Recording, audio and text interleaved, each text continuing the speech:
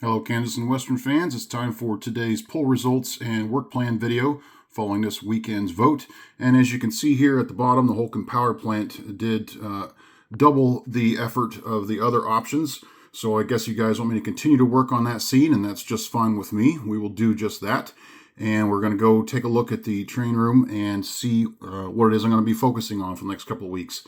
Before I do that, if you haven't seen my post today, we're going to be releasing the details for the K&W Fall 2025 photo contest this Wednesday. I should have a video up Wednesday afternoon, which will describe the details of the contest.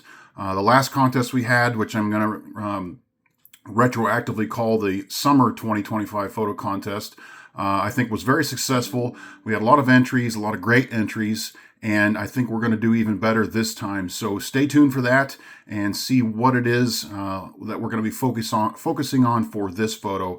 And I'm going to be sticking with my choice that I mentioned after the last contest. So if you know what that is, you can start figuring out what it is you want to take a photo of. But otherwise, hang in there for Wednesday and we will talk about that. Okay, anyway, let's go into the train room and talk about our plan for the next 2 weeks. All right, so here we are at the Holcomb Power Plant scene, and as you can see, I've got a mess going.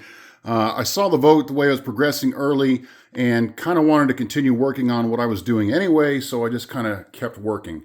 So as you can see, I've got my dirt making materials out here, and I've made it up to this point on the primary slope here with the dirt. And the nice thing about this was, so if you remember my method, I put down the mixture of the dirt, otherwise known as the tile grout, and then I spray it down with water to kind of make it flatten out. Well, as you can imagine on a slope, when that water hits it, it starts to run a little bit, and you can kind of see how it ran down the helix here in this direction. But the interesting thing that it left behind on this hill was it left kind of erosion marks. So these are little ridges that are running up and down, which is perfect because it's a hillside, right? So I'm going to take advantage of that, and I think what I'm going to do is go back and paint kind of some exposed lighter colored dirt on some of the rivulets there where the dirt was exposed. I've never done that before. I'm going to have to see if anybody else has done that online.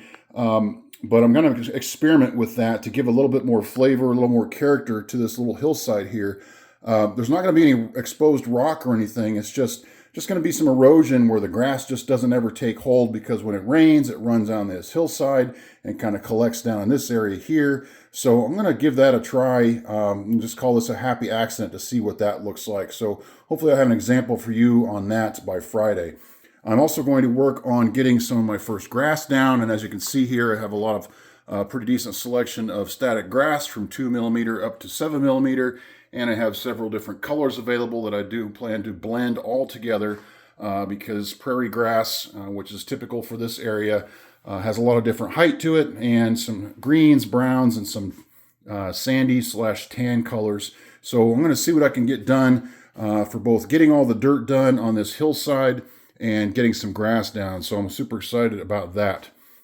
Now, moving on to the substation, there was some discussion in the comments over the weekend about placement of the station, about how to run the transmission towers. And as you can see, I've got a second one built here. I'm in the middle of working on the third one, and I think I'm going to place 3 of them. So there's going to be one roughly in this area here, and then one back in this area, and we are just going to head right back towards the backdrop. I'm thinking maybe later on down the road, when I feel like I have an idea of how to do it, I might buy an N scale one of these and maybe just do the facing of it, like just the single side of support, and glue it directly to the backdrop to indicate some distance. Maybe I can find a Z scale one, or just build one, scratch build one, and put it even further in the distance, just to kind of give this scene a little bit more depth. So that's kind of the layout that I've gone with. The land below this one especially is not terribly level, so I'm going to make some styrene pads for this one at least. I may not need one for the one back there, but I'm not sure yet. I think it might be a little bit unlevel. So just going to make some pads that I will put down so that they'll stand level And then I'll just paint over those and go ahead and put grass down so you won't be able to tell there's a styrene pad underneath. But that way they'll stand upright the way they should be. And in reality, they'd be sitting on a level surface anyway. So that's the point of that. Now, I took some picture, or actually went on Google Earth, and I'll challenge you to do the same. I think someone suggested that the substation should be out here to the left. And I did try that, but the land is unlevel right here underneath where the styrene is, and it wouldn't quite fit no matter how I turned it. And I didn't want to try to level such a huge surface. So I'm going to go ahead and leave it here. And based on the prototype, this is kind of the orientation that it sits. It's a little bit further away from the plant, but it is fairly close to where the coal actually goes into the main power plant. Technically, I think it would actually be on the other side, but I don't have room for it over there, as you can see there. Maybe I could wedge it on the other side of that support, but I really like the detail in this thing. And since this is a prototype layout, that means I get to decide how I want things to rest. So we're going to go ahead and leave it out here, and then we can run the power lines across this way and then back in the distance. Alan Mady, who's another modeler that I've met in person, who's donated several things to this layout, he has offered to donate some a power line product, and I don't have it with me in my head yet what it's called exactly, but he didn't want to use it on his layout. Thought it'd be a heck of a lot of work he didn't want to go through. He's going to send that to me, and we're going to give that a shot. These little insulators do have a little pre-drilled, I guess, pilot hole in them. I'm going to see if I can't drill that out in order to run that line. I'm not sure how thick it is. That may not be possible. I have to glue the line right to the insulators. I'm not sure, but we're going to give that a try, although I won't be running that line until this scene is totally done because I don't obviously want to mess anything up. So anyway, in terms of the actual ground around the power plant, I am going to try to get some more cooling towers. I'm kind of shopping for those now.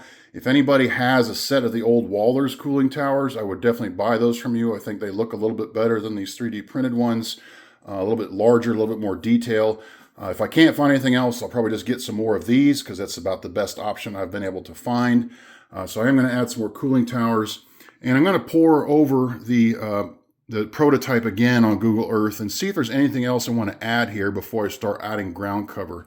I think the scene is pretty well full as it is, but there might be some interesting details that I want to add yet before I do anything else, because I don't want to add any structures on top of gravel, because that's going to be the surface. Most of it's just going to be this gravel, and I'd rather have them sitting on a nice level flat surface like you can see there. So I'm going to wait a little bit before I attack that, and that's why I'm going to focus primarily on this area here. So that's about all I have for now. We'll see what I can get done here in the next couple of weeks. But I will do my new update on Friday to see how it's going, or to show you how it's going. And I guess that's about it. So I thank everybody for voting. Had over 100 votes again, and sharing any comments or questions over the weekend about this scene. So I guess that's about it for now. Again, stay tuned Wednesday for a new update video, or a video about the rules for the new photo contest. Looking forward to that, and we'll see what we can get done. Thanks for watching, and have a great week.